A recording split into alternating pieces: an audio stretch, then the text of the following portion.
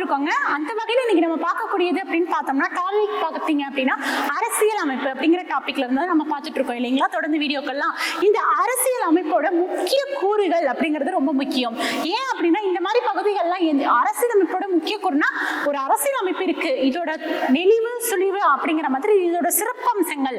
ஒருத்தவங்களை பத்தி சொன்னா நம்ம சொல்லுவாங்க இல்லைங்களா, இப்ப காந்தியடிகள் அப்படின்னு கேட்டாங்கன்னா அவரோட எளிமை தான் ரொம்ப, அவர் கதிராடை மட்டும்தான் விரும்புவாரு அப்படிங்கிற மாதிரி இருக்கு இல்லையா. அதே மாதிரி அரசியல் அமைப்பு அப்படிங்கிறதோட முக்கிய அம்சங்கள் தான் நம்ம பார்க்க போறோம். இந்த இது எப்படி வரும் அப்படின்னு பாத்தீங்க அப்படின்னா உங்களுக்கு கூற்றுகள்ல கேட்கறதுக்கு முக்கியமா கொஸ்டின்ஸா வரதுக்கு வாய்ப்புகள் இருக்குங்க. ஏன் நாளைக்கு கேட்கக்கூடிய குரூப் 4 எக்ஸாம்ல கூட இந்த கொஸ்டின் வரதுக்கு வாய்ப்புகள் இருக்கலாம். அதுவும் இது கூற்று பகுதிகள்ல கேட்கறதுக்கு அதிகபட்சமா வாய்ப்பு இருக்கு. நம்ம அரசியல் அமைப்பு அப்படிங்கிறது வந்து எந்த மாதிரி அமைப்பு அப்படின்னு பாத்தீங்கன்னா மிக நீண்ட அரசியல் அமைப்பா இருக்குங்க. ரொம்பவே நீண்ட அரசியல் அமைப்பா இருக்கு. இது வந்து எழுதப்பட்ட அரசியல் அமைப்பு. நமக்கு நல்லாவே தெரியும் இது எழுதப்படுறதுக்கு என்ன வருஷம் ஆச்சு, 2 வருஷம் 11 மாசம் 18 நாட்கள் ஆச்சு. நமக்கு செலவு மட்டுமே இது எழுதுறதுக்கு எவ்வளவு நாள் ஆச்சு அப்படின்னா 60 லட்சம் ரூபாய் செலவாச்சு. அது மட்டும் இல்லாம தலைவரா அம்பேத்கர் அவர்களை போட்டு கூடவே 6 பேர்த்தையும் சேர்த்து 7 பேர் கொண்ட குழுவினாலதான் நமக்கு இந்த அரசியலமைப்பு அப்படிங்கறத எழுதியிருக்காங்க அப்படிங்கிறது நமக்கு நல்லாவே தெரியும். பகுதி நெகிழும் மற்றும் பகுதி நெகிழா தன்மை கொண்டது. எல்லாமே நெகிழக்கூடியதா இருக்குமா அப்படின்னு கேட்டா கிடையாது. சில இதுல இருக்கிற சில இதை வந்து நம்மளால எல்லாராலையும் யூஸ் பண்ண முடியும். ஆனா சில விஷயங்கள் அப்படிங்கறது வந்து சட்டத்திட்டங்களை நம்ம யூஸ் பண்ணாம இருப்போம், ஆனா எழுதப்பட்டிருக்கும். அதான் பகுதி நெகிழும் மற்றும் நெகிழா தன்மை கொண்ட அரசியலமைப்பா இது இருக்கு. சிறப்பான முகப்புரை. முகப்புரை இதோட இன்டெக்ஸ் அப்படிங்கிறது வந்து எப்படி இருக்கும் அப்படின்னா ரொம்பவே சிறப்பானதா இருக்கும். இந்திய அரசியலமைப்பின் சட்டத்தின் திறவுகோல், இது ஒரு கொஸ்டினா வர்றதுக்கு வாய்ப்புகள் அதிகமா இருக்கு. இந்திய அரசியலமைப்பு சட்டத்தின் திறவுகோல் அப்படின்னா என்ன அப்படின்னா அந்த முகப்புரை தான். முகப்புரையை தான் நம்ம என்னன்னு சொல்லுவாங்க அப்படின்னா இந்திய அரசியலமைப்பு சட்டத்தின் திறவுகோல் அப்படின்னு சொல்லுவாங்க.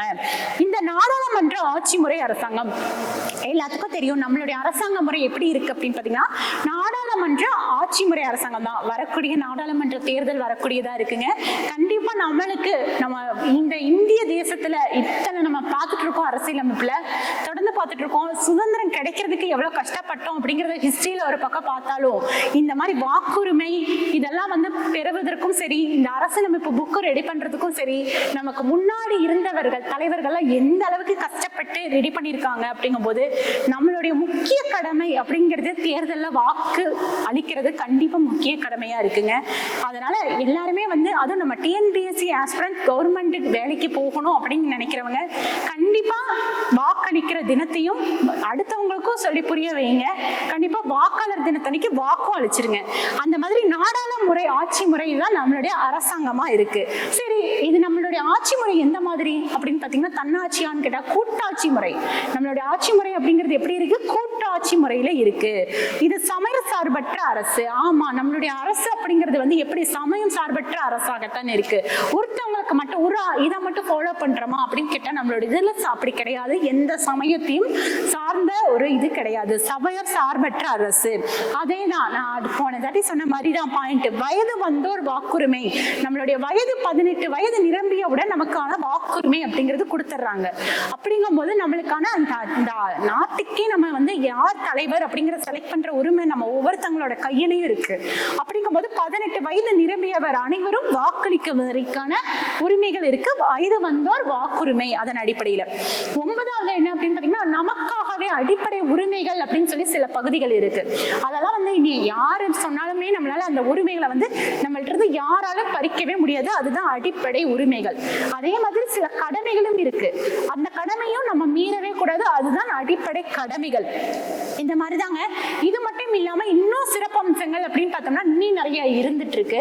நம்ம அடுத்தடுத்து என்னென்னு பார்க்கும்போது இது எல்லாமே நீங்க என்ன பண்ணணும் அப்படின்னா மனசுல கண்டிப்பா வச்சுக்கணும். ஏன்னா கூற்றுகள்ல வந்து இது வராதது அரசியலமைப்பு சிறப்பம்சங்கள் எது அப்படின்னு கேட்கும்போது கீழே கொடுத்துருவாங்க 1 2 3 4 5 6 அப்படின்னு கொடுக்கும்போது நம்ம இந்த இதெல்லாம் வந்து நமக்கு நல்லா நினைவுல இருந்தா மட்டும்தான் நம்மளால வந்து அதை அடிக்க முடியும்.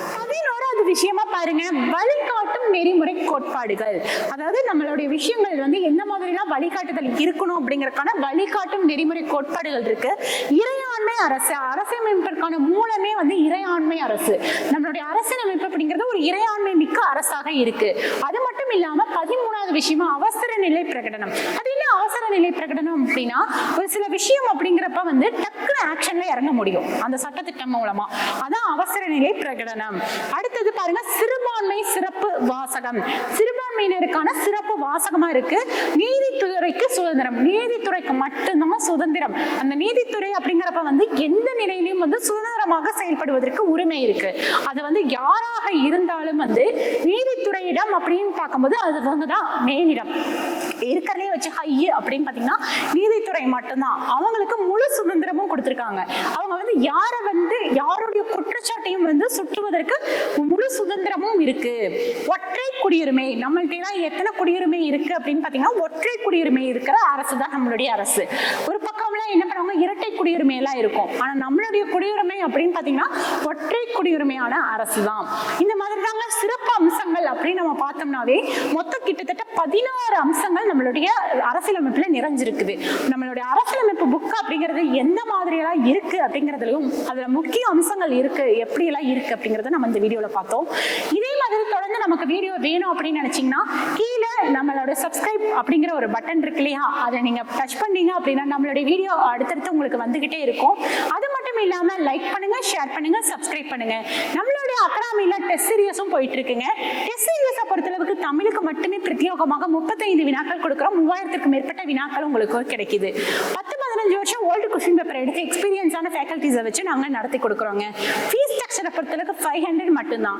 இது ஜிஎஸோட சேர்ந்து ஜாயின் பண்றீங்க அப்படின்னா மொத்தமா 85 டெஸ்ட் நடக்குதுங்க. அதுக்கான ஃபீஸ் ஸ்ட்ரக்சர் பாத்தீங்க அப்படின்னா 1000 rupees மட்டும்தான். அது மட்டும் இல்லாம ஆன்லைன் கிளாஸும் அவைலபிளா இருக்கு. கூகுள் மீட்ல கிளாஸஸ் நடக்கும். ரெக்கார்ட் கிளாஸ் இருக்கனால எப்ப வேணாம பாத்துக்க முடியும். டெஸ்ட் சீரியஸை பொறுத்தளவுக்கு 85 டெஸ்ட் வருது. கிளாஸஸ், நோட்ஸ் அண்ட் மெட்டீரியல்ஸோட பிடிஎஃப்பும் கிடைச்சிருது. ஃபீஸ் எல்லாரும் எளிமையா பயன்படக்கூடிய வகையில தான் ஆன்லைன் கிளாஸ் இருக்குங்க. கீழே கான்டாக்ட் டீடைல்ஸ் வேணும் அப்படின்னா டிஸ்கிரிப்ஷன் பாக்ஸ்ல கான்டாக்ட் டீடைல்ஸ் இருக்கு. கான்டாக்ட் பண்ணி அட்மிஷன் பண்ணிக்கோங்க. கண்டிப்பா இந்த வீடியோ உங்களுக்கு பயனுள்ள வீடியோவா இருக்கும். கீழே கமெண்ட் செக்ஷன்ல நல்ல நல்ல கமெண்ட்ஸ் நீங்க பண்ணும்போது அடுத்தடுத்த வீடியோ உங்களுக்கு பயனுள்ள வீடியோக்கள் எந்த மாதிரி கொடுக்கணும் அப்படிங்கிற ஒரு ஐடியாவும் தேடுதலும் எங்களுக்கு இருக்கும். கண்டிப்பா நம்ம சேனலை சப்ஸ்கிரைப் பண்ணிக்கோங்க. நன்றி, வணக்கம்.